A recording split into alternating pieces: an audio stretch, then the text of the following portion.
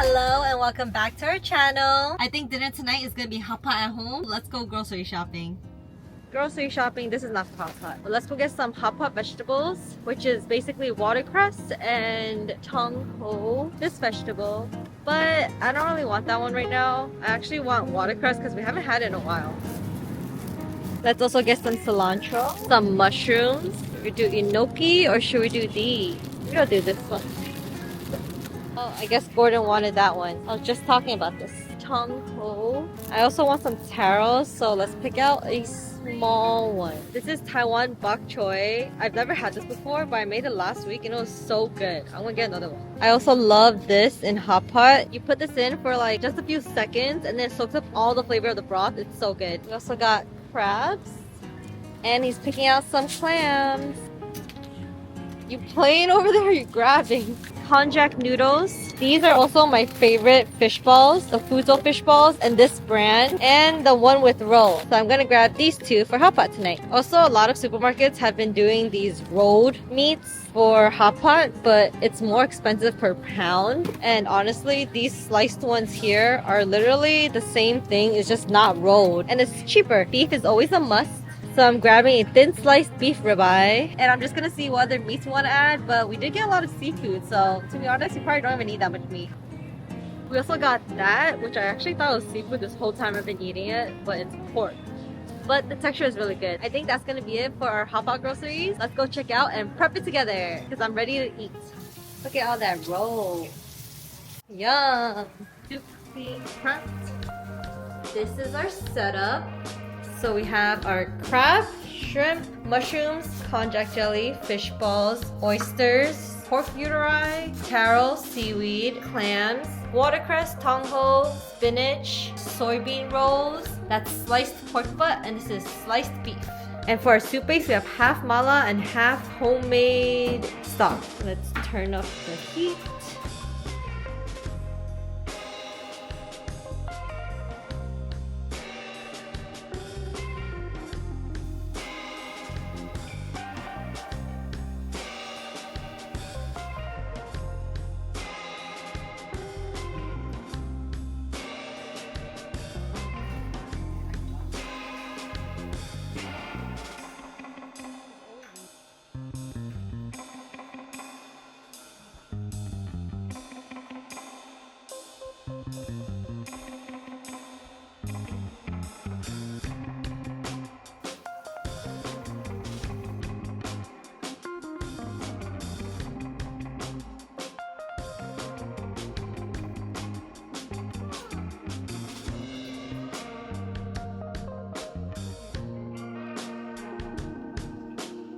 That's mine! You took mine, right? No! He just said he took yours! Guess what? We are headed to another Yelp event today and it's another boba event!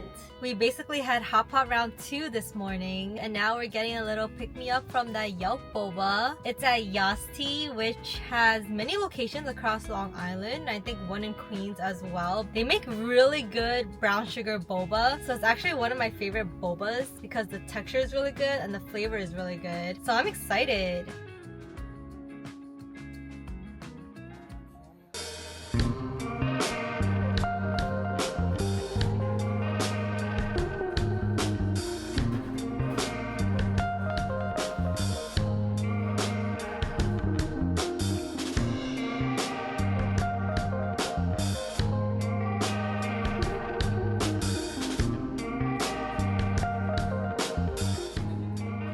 That event was a meet and greet with the CEO / co-founder and didn't record too much. She basically had a little interview with the Yelp community manager and they gave some drinks and some snacks.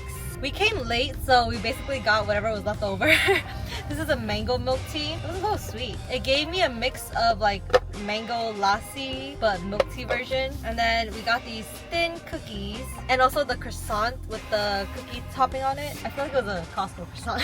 But it was still good. The cookie topping was good. Let's try this cookie. I tried the other one. I grabbed one too. It was a walnut cookie. I don't particularly like walnuts, but this was a chocolate chip. I'm also not big on thin cookies or crispy cookies. I like chewy cookies, but it's okay. Yep, a classic chocolate chip cookie. This is pretty much the topping that was on the croissant.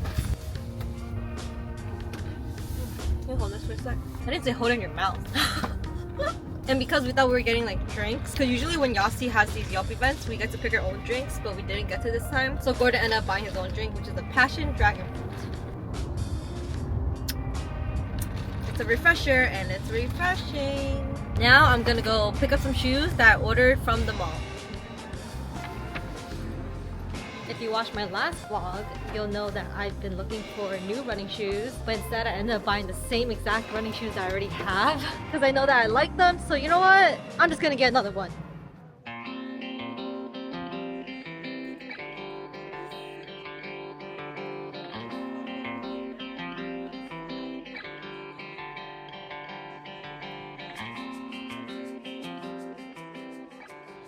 What's on the menu today? We have my frozen pho broth from like 2 months ago. So I need to defrost this somehow. And then I'm gonna add some tripe. I also froze this. And we still have some noodles. And then my dad made beef shank, but I need to defrost this. This is the Chinese beef shank. Once I defrost it, I'll cut it up and show you guys what it looks like. But it's really yummy. And we'll add some other stuff like vegetables.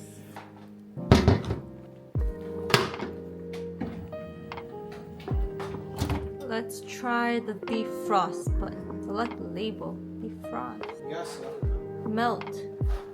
Oh my gosh, they all mean something. Nope. You gotta open this back up. Read this. Defrost. Oh. I guess it's a chop or a roast. Or boneless, but it's not poultry. I'll just try 3. Defrost. 3. Wait!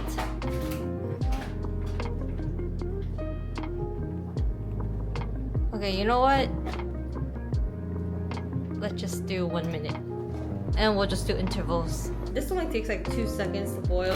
So I'm gonna boil this, prep some vegetables, and I'll show you guys the final product.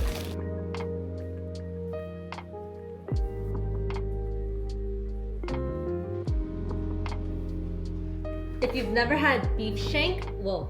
This is a big chunk of beef, and it's a Chinese appetizer that's typically served cold, but obviously you can eat it however you want. It's a beef shank, and this one specifically is made by my dad. It's one of my favorite things that he makes, and he makes it so well. There's so many spices and flavors in this that really seeps in, and it's like marinated in.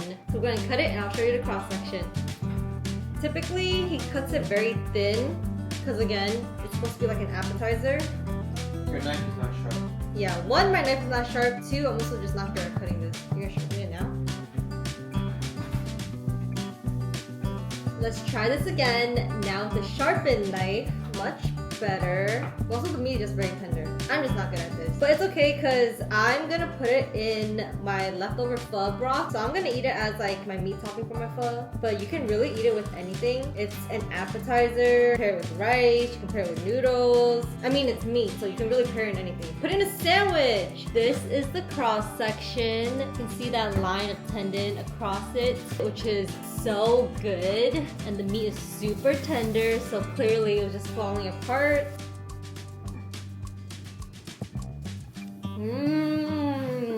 You can taste all the spices in this, and it's definitely marinated well because the flavor really seeps into the meat. And I love the tendon because it gives like a gelatinous feel.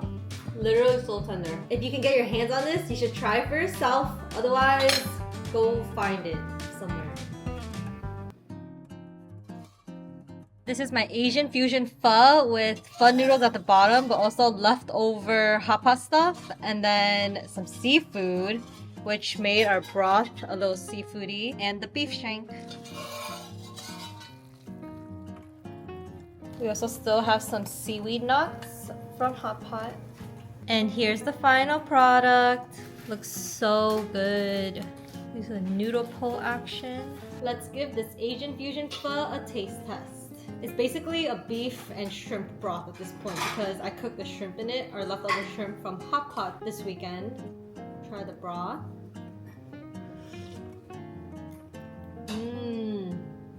Yep, still very rich in the beef flavor, but now there's also a shrimp seafood flavor coming out. I've tried. nice, chewy, bouncy. This beef shank that's literally falling apart because I warmed it more up in the soup. Mmm. Breaks apart so easily.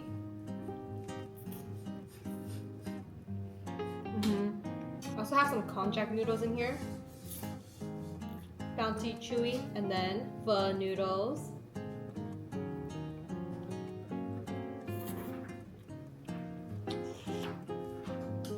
I need to make pho again. That's so good. This is literally a hot pot pho.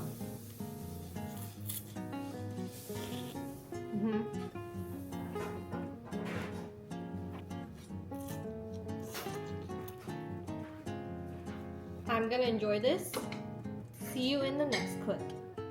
I decided to experiment with a new cookie recipe today. It was brown butter chocolate chip cookies, and I used half oat flour and half gluten-free flour. It's not really the texture I wanted. Maybe it's because of the gluten-free flour that I didn't spread, or something's off with the ratio of butter, sugar, flour, whatever stuff. It's okay, but it's not what I was looking for. I wanted the thin, chewy cookies. These are a little thicker than I would have liked. It's a nugget. Not bad.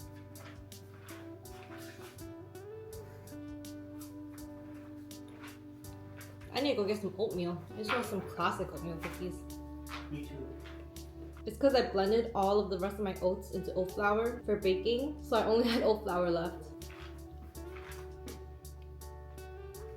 At least it's gluten-free. These are the containers we got for our cookies yesterday, which we clearly devoured, which is why I made more cookies so I can fill it back up. It's not gonna fit.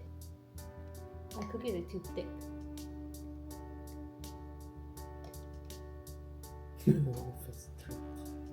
Yeah, it's only gonna fit 3.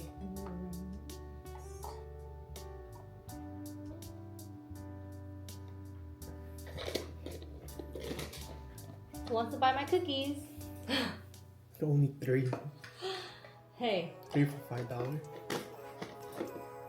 Homemade gluten-free brown butter chocolate chip cookies. Thanks for watching this week's vlog. Make sure to like, comment, and subscribe. See you in the next one.